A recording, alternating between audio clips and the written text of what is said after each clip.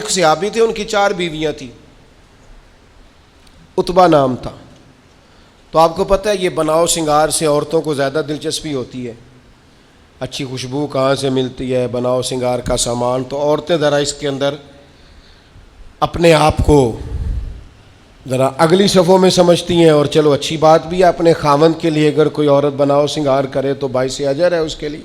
تو وہ 4 بیویاں کہتی ہیں کہ ہم نا ایک سے بڑھ کر ایک خوشبو استعمال کرتی ہیں، لیکن ہمارے شوہر حضرت عتبہ رضی اللہ تعالیٰ عنہ صحابی تھے، ان کو ہم نے کبھی خوشبو لگاتے نہیں دیکھا، اور ان کی خوشبو ہمیشہ ہماری خوشبو پہ غلبہ پا جاتی۔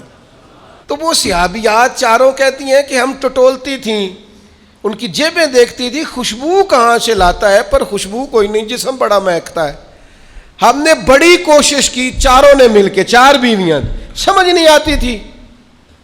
فرماتے ہیں ایک دن 4 اکٹھی ہو کے کہنے لگیں آج نہ چلو اس بات پہ تو 4 سوکنے اتفاق کرے نا۔ کہتے ہیں اپنے شوہر سے کہا آپ بتائیے خوشبو کہاں سے لاتے ہیں؟ کہنے لگے اللہ کی قسم کبھی لگائی نہیں، اوئے ہوئے ہوئے، کبھی نہیں لگائی، اس پتے سے ڈھونڈنا قاصد میرے دلدار کو، کبھی لگائی نہیں خوشبو۔ کہا آپ عجیب بات کرتے ہیں، ہم تھک گئی ہیں سالوں سے، اب لگاتے نہیں، یہ کیسی بات ہے؟ تو فرمانے لگے آؤ نا، سنو نا میرا قصہ تو سنو، میری داستان حسن تو سنو، میرے اوپر جو کرم کی برکھا برسی، بس مختصر سی میری کہانی ہے، یہ جو بھی ہے ان کی مہربانی ہے۔ کہا مطلب کیا ہے؟ تو حضرت عتبہ فرمانے لگے میری کمر پر بن گئے تھے دانے، ان میں ہوتا تھا درد، تکلیف، آزمائش، جلن، میں تکلیف میں تھا، تو میں تکلیف سوائے ان کے کس کو بتاتا جو میرے ہر بات میں میرا سہارا تھے۔ میں سیدھا چلا گیا دروازہ رسول پہ، رو کے عرض کی حضور یہ درد ہے، سونے نہیں دیتا۔ تو کہتے ہیں کریم نے فرمایا تو کرتا اوپر کرنا۔ کہتے ہیں میں نے کرتا اوپر کیا تو حضور نے لعاب دہن انگلی سے لگا کے میری کمر پہ لگایا۔ فرماتے ہیں وہ لعاب دہن میری بیماری لے گیا اور خوشبوئیں چھوڑ گیا۔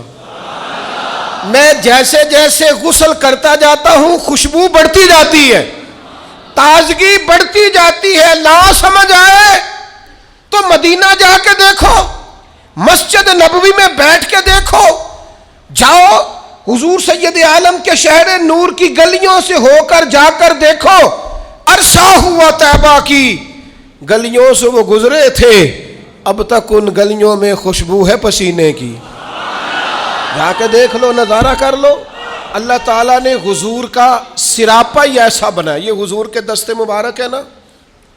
حضرت انس بن مالک فرماتے ہیں میں نے ریشم بھی اتنا نرم نہیں دیکھا جتنا حضور کے ہاتھ نرم تھے، کستوری سے اتنی خوشبو نہیں آتی جتنی دست مبارک سے آتی تھی۔